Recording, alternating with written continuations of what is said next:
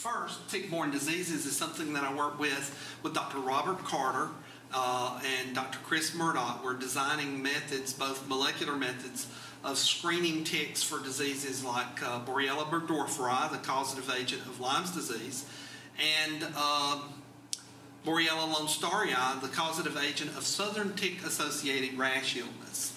I believe that both of these diseases exist in the ticks in this area, although there's some people that may argue that point. And what we're trying to do is design experiments to test the ticks for the presence of them using molecular techniques. We're also doing a lot of field work with Lyme's disease. Now, how we actually got interested in doing this is Dr. Carter has had Lyme's disease on at least 2 separate occasions. He's a forestry person, so he's out in the field in the forest all the time, and it appears that he must be tasty to some of those ticks. When we go out and collect the ticks for study, I say we need to use him as bait and just tie him to a tree or something.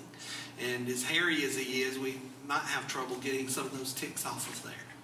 All right, so the ticks, we collect them, we dissect them, and then we test them for the presence of the bacteria inside the gut samples of those ticks.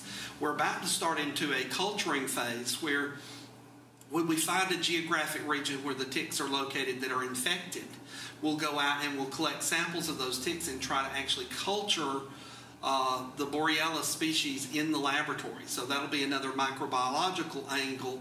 And then we've got the molecular angle and the field work that goes along with collecting the ticks and finding out what environmental factors influence the ticks carrying the disease. Are the ticks feeding on birds, or are they feeding on reptiles?